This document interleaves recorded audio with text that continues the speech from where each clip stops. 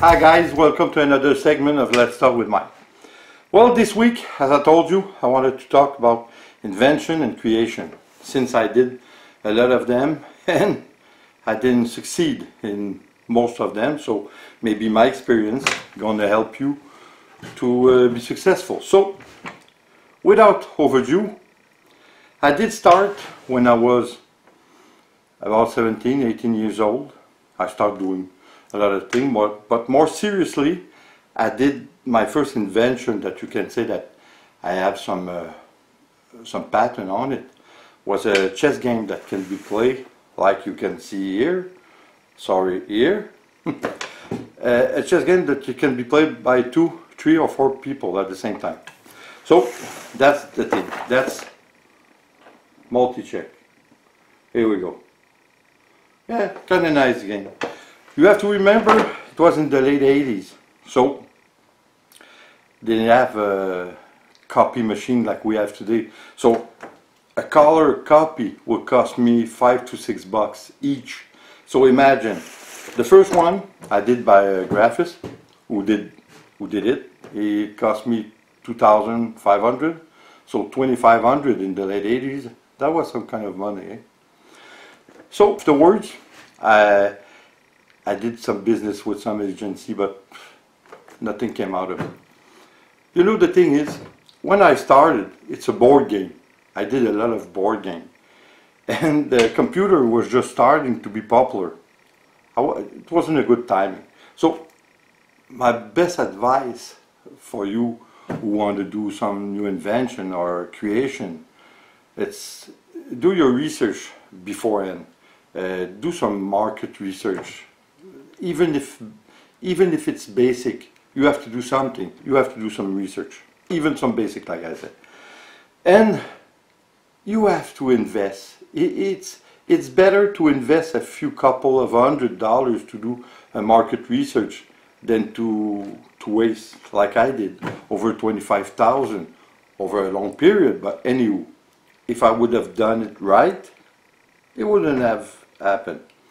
So I did, like you see in the intro, I did a potato box. That was kind of nice because you put them over here, you take them out from here, so you always take the oldest potato, and it's in pine, so it keeps the potato longer. It's black, and nobody was interested. That's a shame though, because I made it. It was a lot of work. I only sold them for about $25 or $30 each. So you see, another proof that I did even try them at the flea market. You know what I did? I put 25 cents in it, and I said, if you want to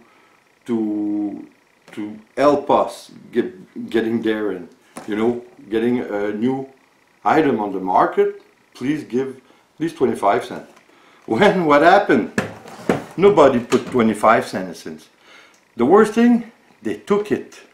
About 10 or 15 times a day, people took my fucking 5 cents in it. So can you imagine? So that's where we are today. Eh? Well, even if it was a long time ago. Afterwards, like again, you see over there, I did a lot of game board. But the other one, I tried to make it myself. Again, without researching the market. Big mistake. Now, like most of you must know, I'm in barbecue. I build barbecue, but you know what? Not to be like others, I had to make barbecue unique one. So all my barbecue are 3-in-1. So they're smoker, they're regular barbecue, or you can do mishui with it, as you're going to see in my video about building barbecue. That's nice. I have to tell you that it's not the biggest market because, again, over here in Quebec there's not a lot of people, so my market is really reduced. But there's still some people who want it. My big barbecue, again, like you see here, is more for company, you know, like some big company. I did sell. But my new line, which I didn't put on the market right away, is the one that, again, you see over there. Again, the 3-in-1, smaller, all detachable. You can bring it in a car or something. So that one, I can tell you, I did some research with it, and I think it's gonna be better that way. I'm not sure it's gonna work, but I think it is. A few years back, what I did before doing my barbecue, I did spice mix. I did for salad or salad dressing, dip ranch, marinade, you know. I did some for poultry. I did fish seasoning. I did even Kentucky style. And I did, again, barbecue spice. So that was also nice. That I still can sell. It wasn't so bad. But I'm out of the big stores. You know why? Because the big company that sells spice, they don't want me in. They don't want the small, you know, the small vendor. They don't want him. They don't want him in. So that's why. And it was working. I did it for a few months in some big company over here, and it was working. It was working very well. But now, since I'm not welcome, I sell them on my own through the internet, through my site, which you can see below on Barbecue Mike. So that's the big thing about creating, you know. You have to do some research, which again, like I told you, I didn't do. I had fun doing it. I even they even did a small. They even did talk about me in the newspaper. So that was nice, but that didn't bring me nothing good. Nothing came out of it. Absolutely nothing. So it was kind of hard. You know, we spent over 25,000. 25,000 over dreams. Dreams that still I'm a dreamer. Even at 56 years old, I'm still dreaming. So my best advice is do your research first, even if you have to have a company do it for you.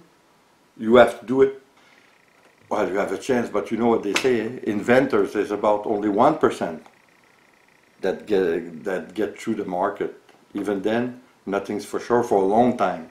So in the short term, better do your research. That's the best thing you can do. So I think I went well through it. Like I said, I had a lot of fun doing all my games. I did a lot of board games. My children play with them. Even one of my son did bring my chess game to school, and they were playing all the youngsters. So that was kind of nice. So on that note, guys, again, watch yourself. There's always food for new things. There's always be space for new things. There's always somebody who's going to want your product, but it's hard.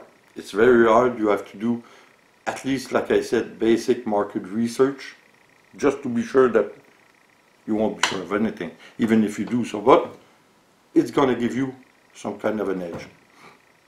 So do your research and try to talk to the right people, you know, because I had a few of my inventions stolen.